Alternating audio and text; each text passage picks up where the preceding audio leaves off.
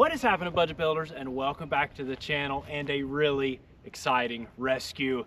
1960 Chevrolet Bel Air. Its registration ran out in 1981. Yeah, this thing's been off the road for at least 45 years. In today's video, we're gonna attempt to get it running. Now, unfortunately, we did not get the opportunity to rescue this from its original resting place. This car was actually on its way to the scrapyard, and that's why you can see it short some rear suspension. Apparently we got up underneath that thing and it had been dragged down the road with no rear wheel, completely wiping out the swing arm, but thankfully only hurting a little bit of the quarter and some replaceable suspension parts that we'll have to address. And otherwise, it may not look like it, but the car's not in horrible condition. It just needs some love, and that's exactly what we're gonna do. So somebody rescued this thing, and then we got the opportunity to purchase it from their estate. And now we're gonna bring it back to life and hopefully put it back on the road. You can't tell me that dash is not absolutely gorgeous. I cannot wait to get behind the wheel of this thing. And it's interesting to me that it is an inline six, which you know we love our inline sixes here, and it's a 3 on the tree. Like, what a cool setup. I cannot wait to try to fire it up and check it out. There are floors in this thing. As rough as it looks from the outside, and I suppose it's probably pretty rough on the inside too, but it's not as bad maybe as it's pretty rough, but it's cool. It's really cool. I've never done air ride, and maybe it doesn't look good low, but it kind of does. Would this be a cool car to put on air ride after we get it going? Let's get under the hood and dig in. Some of you may notice this car originally had a 235, and at some point of time, somebody obviously stuck a little bit later Chevy 250. By the HEI and a few numbers we saw, it looks like about a 1976. So hopefully it's had some drive time and wasn't parked because it's blown up, which we'll find out. Now, if you've been with us before, thank you. We're excited to have you back. You know, when we start these, we're gonna get this whole engine bay cleaned up so we're not messing with all this filth. And we'll pull the spark plug so we can get an idea of the condition of our combustion chambers and soak this thing down.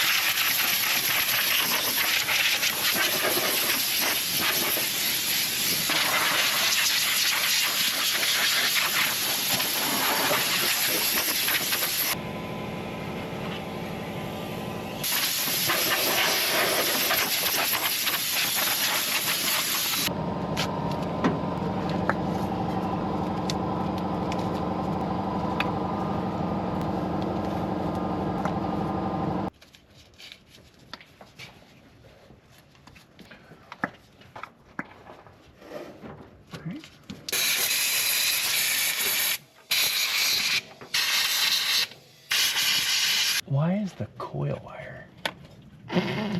Okay. Oh man, these are crusty.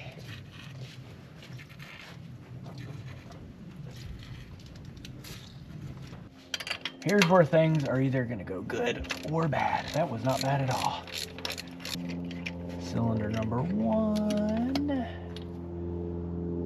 Oh man, that's nice. Old school AC Delco R45TS. Cylinder number 2. Easy. Very nice. Wow.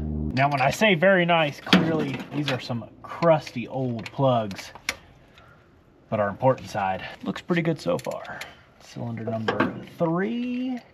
And beautiful. Oh my goodness. Maybe the lightest signs of moisture, but I mean, that's nothing. Ooh, that one's a little crunchy. Number 4. Again, beautiful spark plug with just a little green funk on there, which is signs of some light moisture, but nothing horrendous. 5. Nice.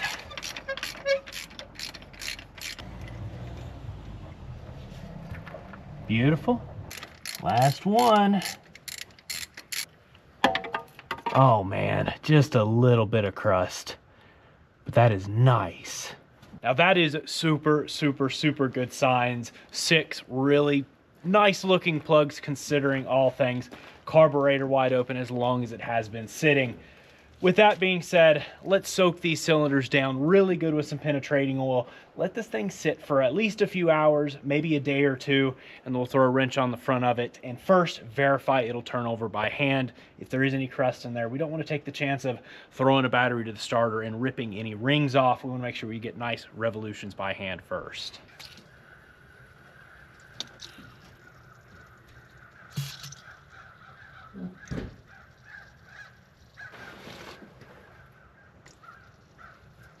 You know what? I just realized I didn't check is the oil. And it's, wow, very, very, very thick and very, very, very dark with a little bit of moisture. Not horrible though. Is there supposed to be a crank bolt on this thing? While we're letting this thing soak, let's take a peek down here with the borescope. Yep. Little bit of surface rust, but man, that is not horrible. We're up tight on that one. Looks pretty good. This one, look at the cross hatching in there. Barely see it. Oh, look at that cross hatching. Little bit of wiping, just a bit of surface rust, but man. Number 4. Another super nice looking 5. Oh, we're looking at the top of a piston, clean valves, and number 6. Just a little bit of rust. Look at the cross hatching. And all of this very light surface rust will just wipe right off with a couple passes. I think we just grabbed this thing by the fan, and those belts are probably really rusted too, but let's see if it'll do anything. You ready? Oh my goodness, it's like it's ready. Oh, the belts are definitely rusted to the pulleys a bit, but with no plugs and no compression. What do you think? It's good. This thing may just run. No valves hitting, nice, free revolutions. Now before we do that too much, and we even consider putting a battery to this thing, let's drain the oil out of this thing. As long as it's been sitting, we know most of our crud and sediment is gonna have it drop down to the bottom of that oil pan. We'll drain it out, push fresh. We can run it if it'll run. And if it doesn't, we feel like it needs a change, we can always do it again.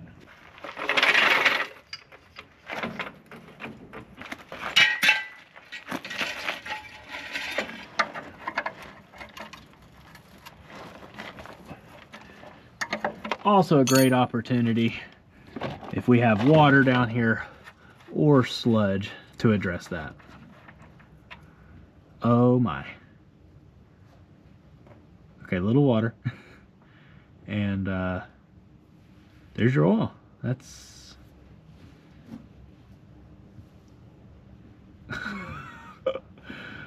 Come on. It's like ice cream, soft serve. Holy smokes. Well, I'm glad we decided to drop that.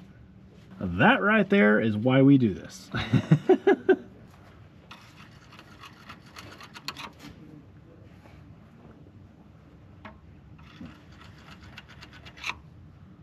Getting a lot of sludge out? It's not sludge. What's weird is it's not, I mean, it's sludge, but it's not like, man, we hadn't got a half quart out yet. I know. Wow, look at that though. Whatever you're doing is making it work though. It's weird. Water and goop coming out. Oh, well that, we're going to have to drop the pan.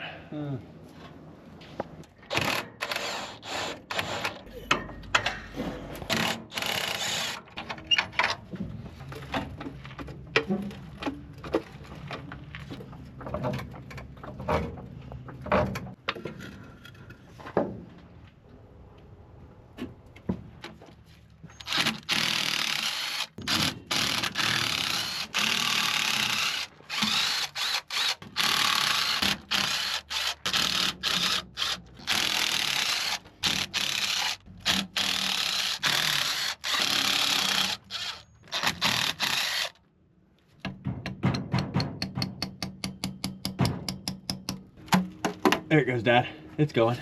Yes, I missed one. Doing. Oh, yeah. Got it? All right, coming towards you. Okay. Looks great up there. Oh my, look. It's still completely full of oil. Like we didn't drain anything. And it sat open for hours. Look at that pickup. We would have starved the snot out of this thing. Probably a good time to give all our connecting rods a rock. Make sure it doesn't have a really ugly one.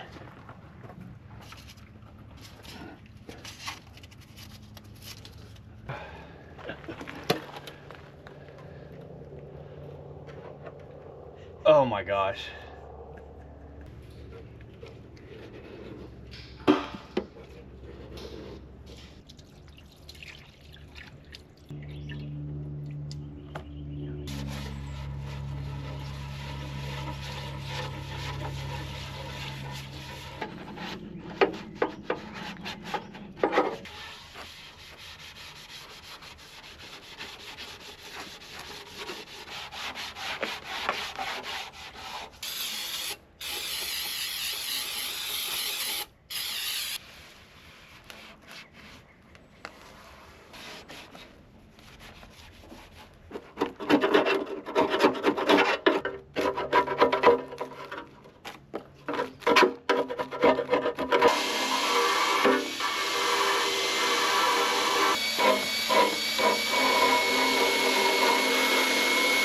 Well, that pan looks tremendously better.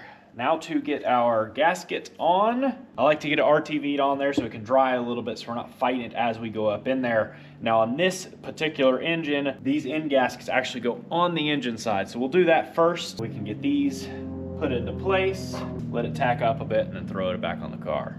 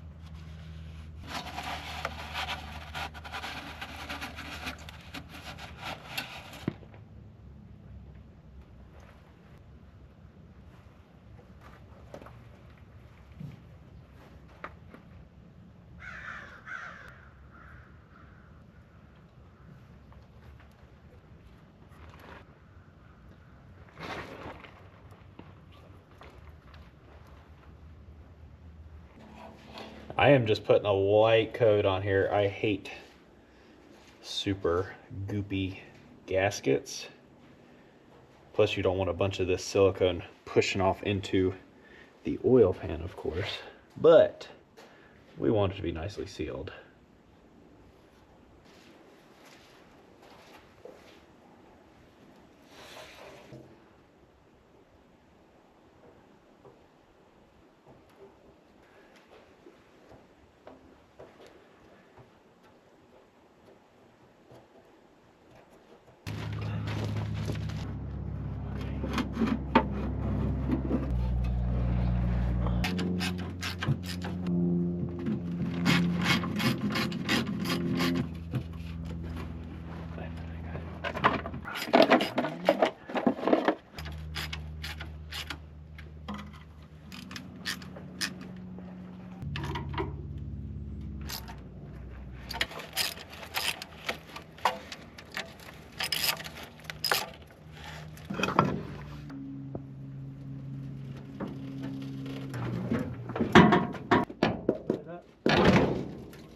That's it? Yep. Here's a hammer.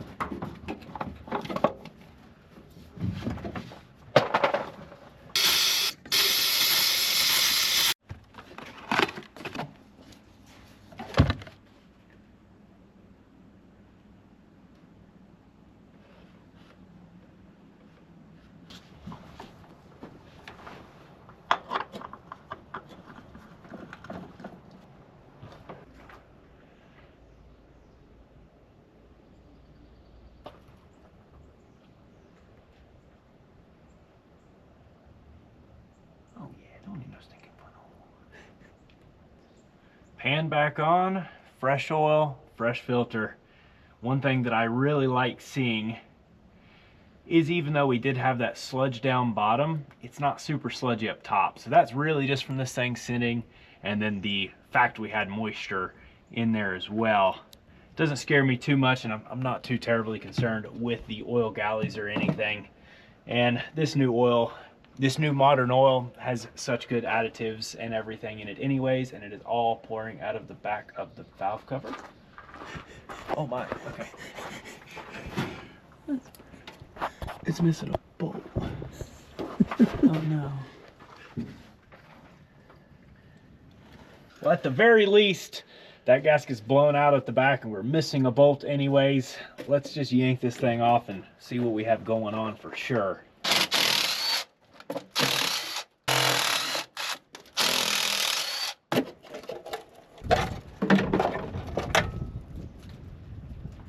So it's not super sludgy, but the drain backs aren't extremely clean, and you can see it actually filled all the way up to the very, very top. That combined with no gasket back here made for a mess. Let's clean this valve train up a little bit so we won't have to deal with that again.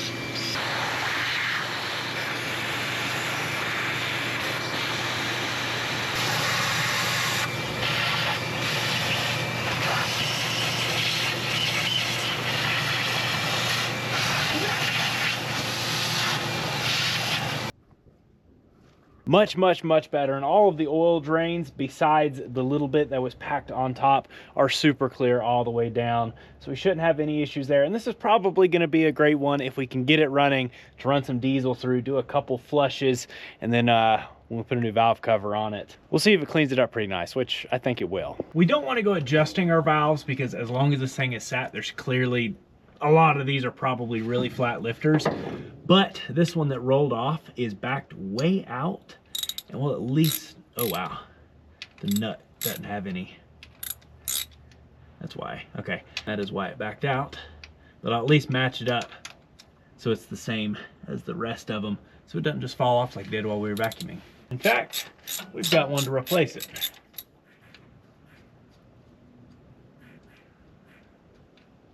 Ah, yeah, that's more like it.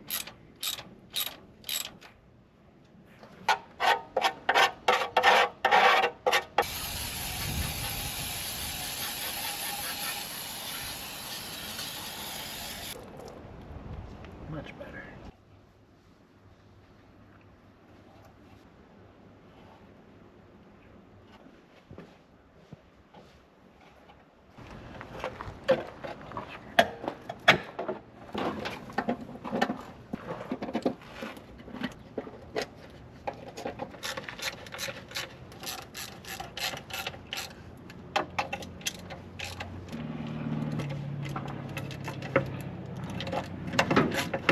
Well, that ought to be a little happier. I'm kind of thinking it's time to try to turn this thing over with its own starter.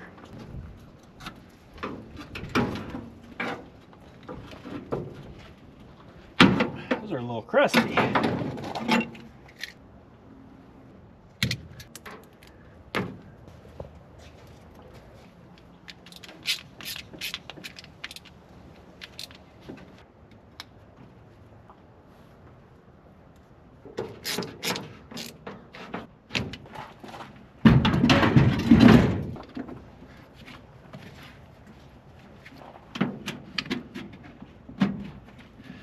No explosions.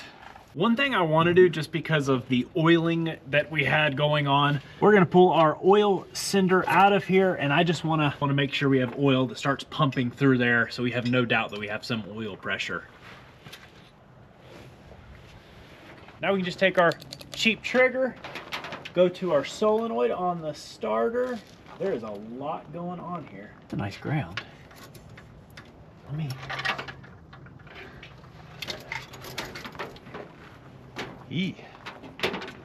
Go to our signal wire and hot. See if it turns over. It does not. Maybe that's our signal. It is. Maybe we need to start her. There she goes.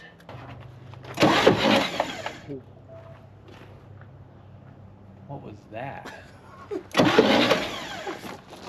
It's got to be in the flywheel. Yeah, I think it was clunks of rust, or maybe mud dauber or something in there. Why is it poofing stuff out of the spark plug holes? Oh no, there's stuff in the intake. What came out of there? It was like a fluff ball that just poofed out of the number 2 spark plug hole. I don't know if you can see down in the pan, but there's a bunch of mud dauber down in the bottom of the pan down there that just chunked out of the flywheel of this thing. So that's the crazy noises we were hearing. Thank goodness that's all it was. Good oil pressure. Well, that definitely makes me feel a lot better. Before we turn it over anymore, let's pull that carburetor. I'm assuming because it's been sitting wide open for so long, it's got some junk down in it.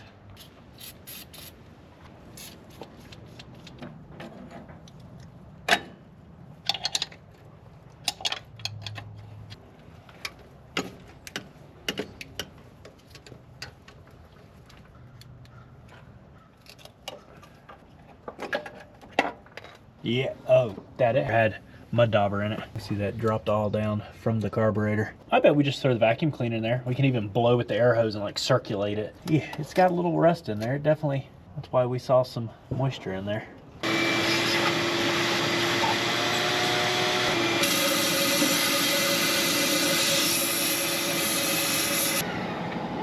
Not too bad. We're turning over and we've got some good oil flow. I think our next step is to try to figure out this ignition system. See if we can get some spark. Let's see what we're working with. Oh man, it's got a ton of buildup. Some good cleanup though, and I mean, I don't know what I'm looking at, but there's stuff in there. So there's a Hall effect sensor, and then there's actually a condenser in here. I guess we just throw power to it and see what happens. That sounds like a good idea. So we should have our positive that we need to hook to, and then I believe the other one's going to be for attack.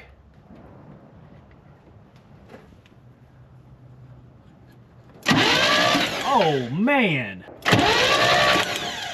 you've got to love how reliable an old school HEI is. I mean, as long as this thing is sat, it's firing and ready to go. Let's get that cap and the distributor cleaned up. Let's get some fresh spark plugs in this thing. And then I think it's time to dress this fuel system.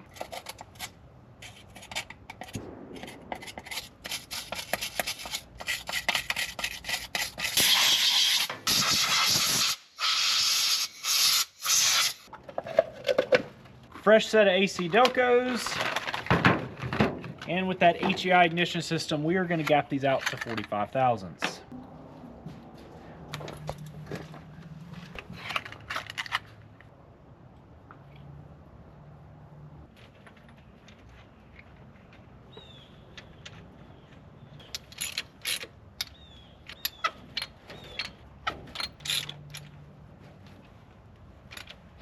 Let's see if we can figure out this firing order. We're missing some of the wires, or they had fallen off.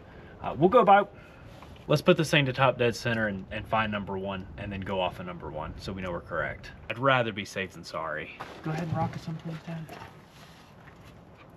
Okay, hold on. So we're rocking this thing around clockwise, and as we've come up on the stroke, we've seen that both of our valves are closed, meaning we should be coming up on our compression stroke at this point. So we're gonna get this thing up to TDC until we can see down here our mark line. Keep going just a smidge more right there. Piston is dead to the top. Yeah, it's in the right direction. It does not line up with anything. Dead in the middle of these two. So I'm gonna assume this was number 1. We better get that right. It's gonna bug me if I don't turn this distributor at least close to where I feel like it should be. Yeah, plenty of movement. I'm gonna put that right there. So this is now our number 1. Can add a firing order here. Next from that is 4, 4. Wow, they did not have these right at all. 4. And then after 4 is 2. Dude, what is this? There's no way this thing ran. And then after 2 is 6. So 6. Hey, we got one that's right. After 6 is 3. And then we've got 5. Given the carburetor is already out, I don't see any reason why we wouldn't just blow it apart. Throw it in the ultrasonic cleaner and put a rebuild kit in it.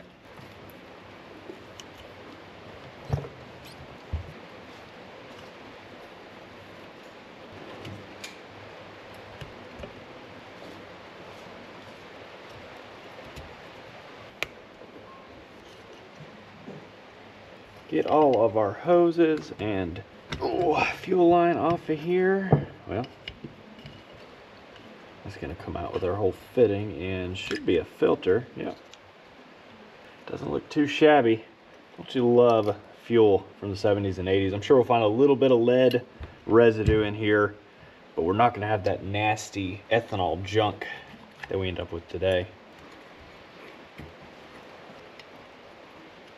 Remove this little damper here. Probably gonna need a new hose.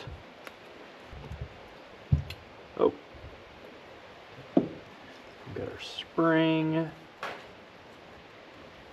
The bracket that holds it on.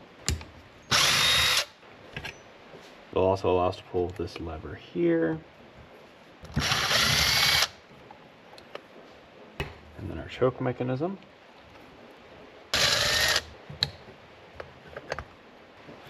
And this guy should come off. This is our idle stop solenoid. Now we can pull our air hat.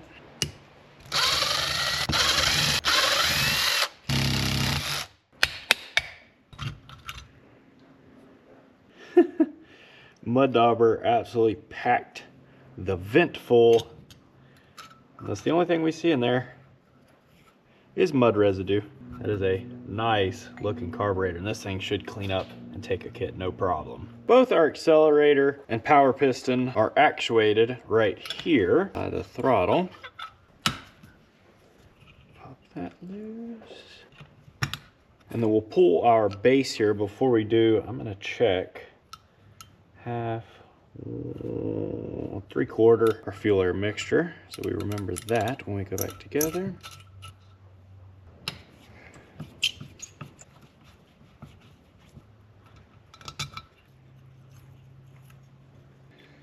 Not too much play in the throttle shaft. Now we see we can push this down, pull that out. Accelerator, which is just hard as a rock. Pull our needle valve and jet. One thing I also want to do is pull the needle for the ball pump discharge. I should just leave it alone. Well, that one is really stuck, so we'll just verify that it functions properly when we put the accelerator pump back in, but I think all this can go in the vat. And for those wondering, this is just a mixture of about 50-50 water and deglazer.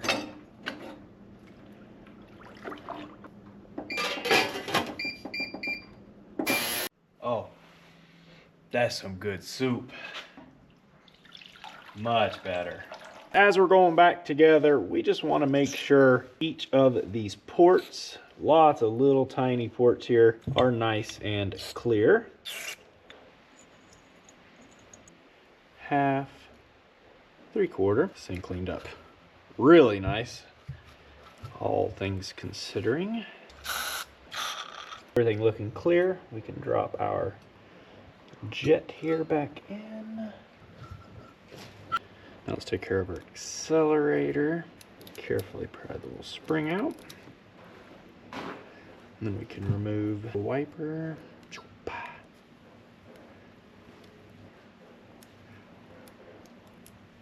Should we lubricate it a little bit? I'm gonna take some lightly aggressive Scotch-Brite, clean this guy up.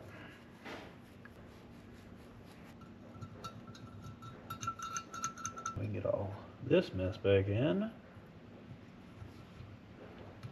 Wasn't too bad.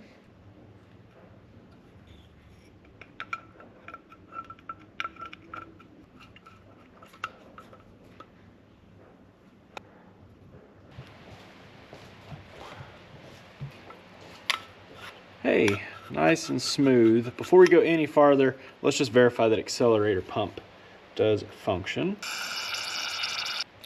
Oh yeah. So when our check ball is free,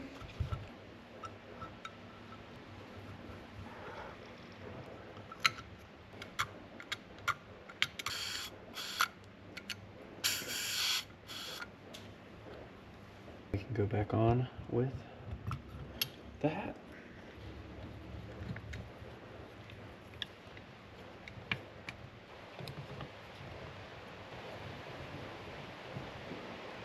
Now go back on with our choke assembly.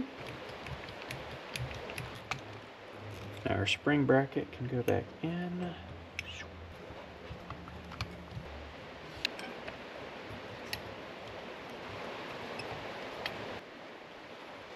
Still holds vacuum.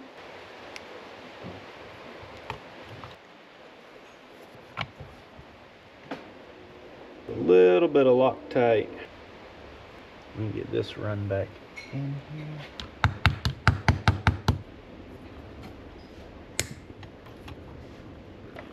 And then everything else will get properly capped until we've had the opportunity to run it.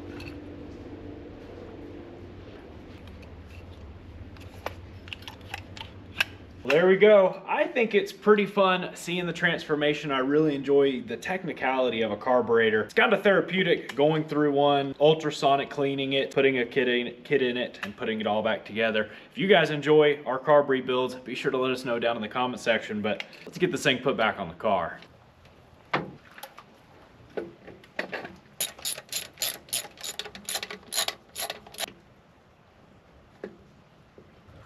For fuel system, there's no doubt that that fuel tank's probably not any good, but let's at least throw a fuel line up to the original fuel pump and see if it works. I don't know if it was any good, but it's about this flat. Yeah, that's probably not gonna hold anything. Handy dandy boat tank.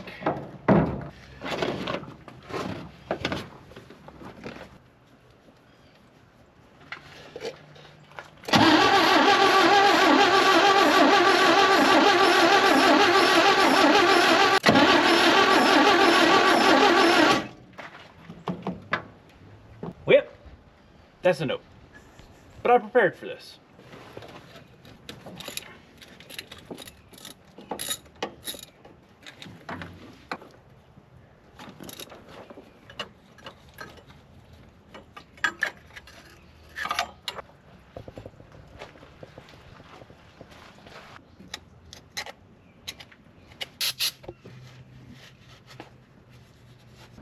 New pump.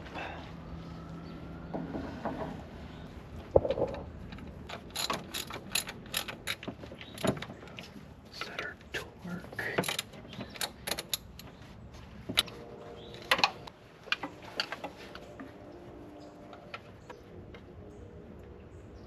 Alright, get it from the tape then. We gotta put fuel to it. Okay.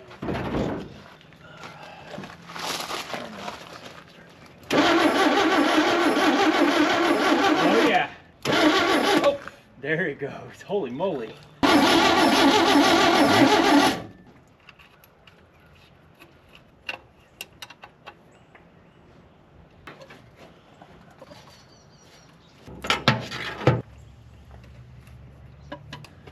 See if this carburetor holds any fuel. I don't know who rebuilt it.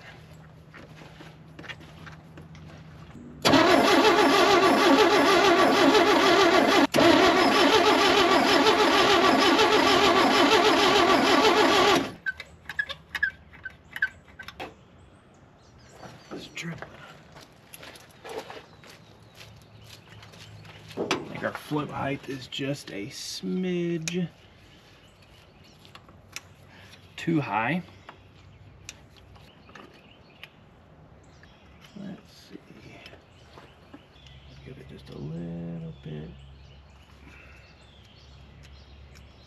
Let's see how that sits. We'll give it just a little more.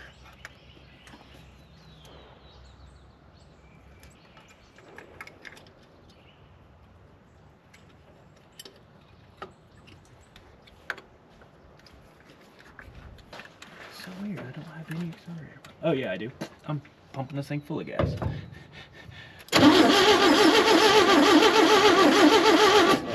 We're dry. No dripping, and accelerator's working. Now we don't have a cooling system, so we couldn't run it long, but I think we try to fire it off. What do y'all think? It's got to be my favorite part. There's no exhaust on this thing. It's probably gonna be kind of loud. We know we're in neutral, obviously. I mean, we've got fuel, we've got spark. Sounds like we've got decent compression. Let's see what this baby does. Oh yeah, and I suppose we got to remember there's a good chance our timing is way off. You gonna hit it? Yeah. Do it. Just bump it. Let's see what it does.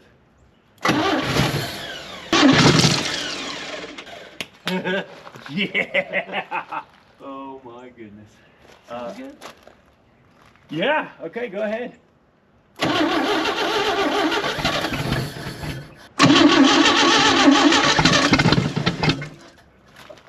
It's not knocking. That's good signs.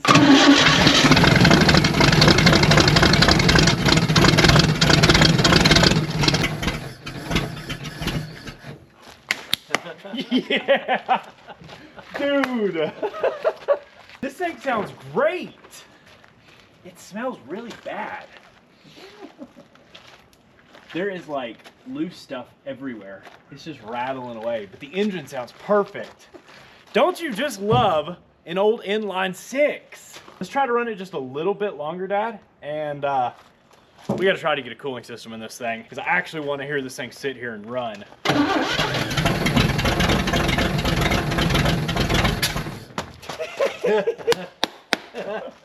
Timing might be a smidge off.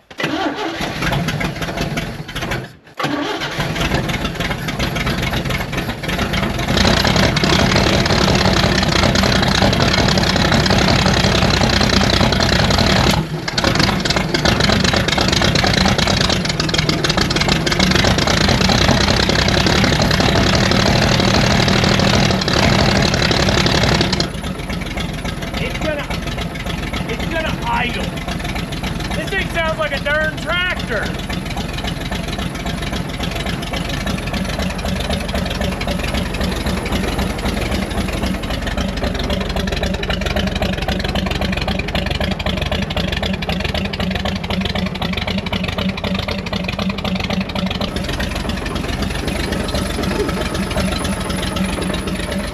That right there has got to be my favorite part. Let's get a cooling system in this thing. One thing I'm a little concerned with is the fact we don't have a radiator and this hose has just been sitting wide open. This one here drops down and there's no crunchies in the water pump, so I think we're okay. We're gonna loop the heater core for now just to play it safe, make sure we're not dumping water or coolant all in the interior. I'd hate to hurt that interior, but I do want to pull this thermostat housing. If there's a thermostat in here, it's probably super crusty. We want to make sure we get a good flow through this thing anyways. Let's pull this thing off really quick and see what we're working with. Oh yeah, glad we did that.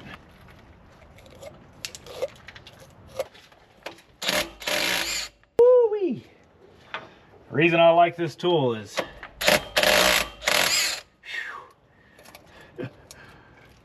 it'll pull some bolts you'd never expect to come out. It does some like jiggly stuff and pulls it on out of there. Cooling system's super clean underneath because we have a thermostat. Yeah, that's a mess. This thing stinks. It smells like a dead animal is coming out of the cooling system. You know what?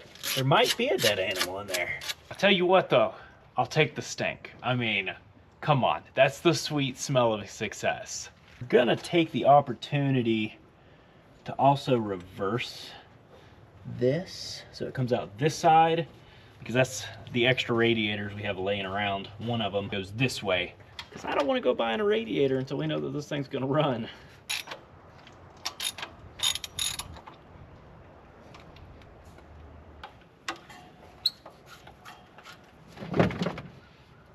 We do this to every car, and we've never, except for the Buick, which you'll be seeing again here soon.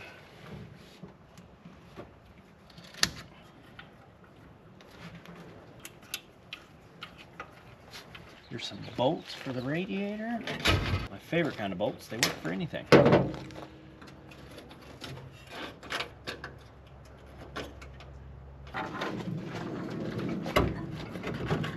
Sheesh, snug.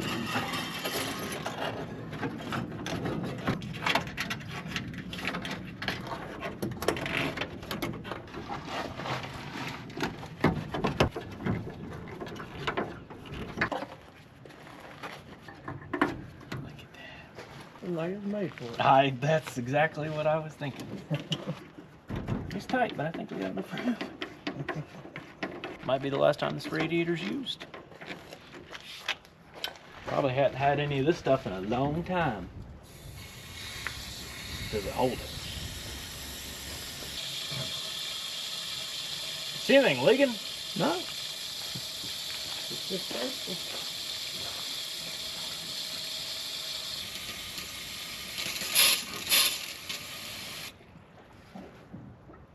Now, this thermostat housing right here has a little bit of a leak. That's not bad. Now we can actually get some temperature in this thing. One thing we did do was clean up our timing mark for TDC. We can throw a timing light on this thing, and once we've got a little bit of temp in it, we can tweak and adjust our timing to get it just right. Clearly the way that it did run means our timing was way off, so it maybe never did run in this car in its current iteration. I don't know, but it seems like it wants to run now. Hit it.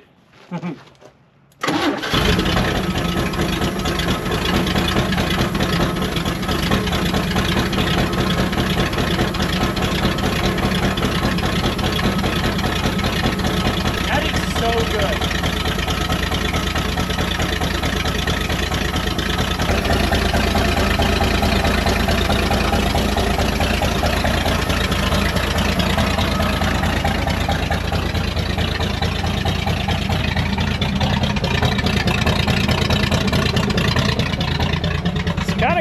Got a good sound.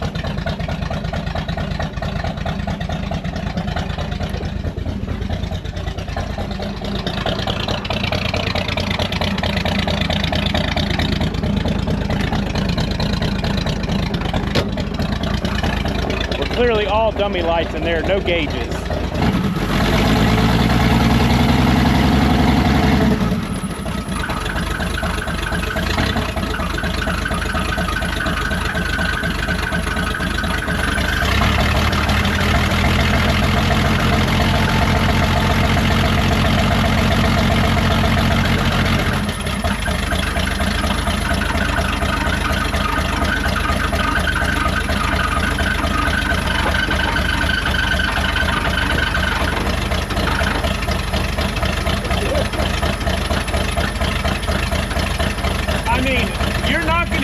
Better than that. Let's see what this timing looks like, Dad.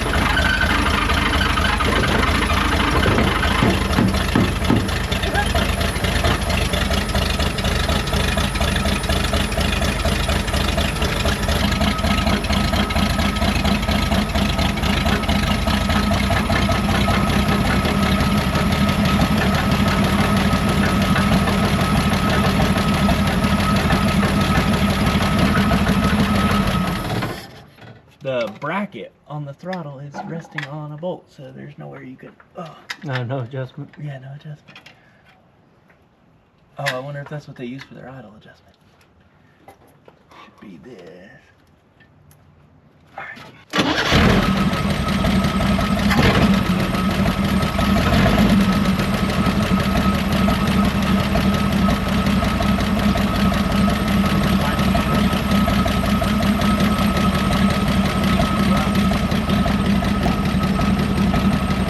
I'd say set it right there.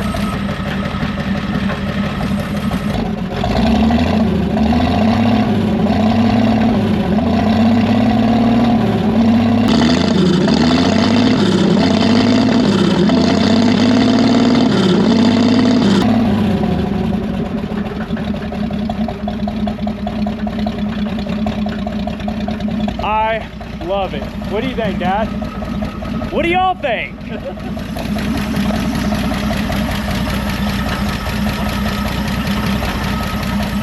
There's a lot rattling, but that right there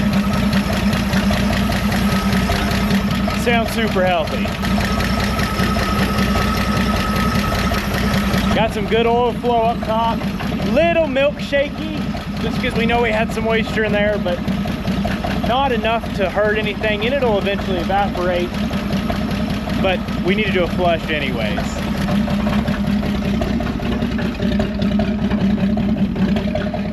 How cool is it? Seeing that crispy critter right there running again.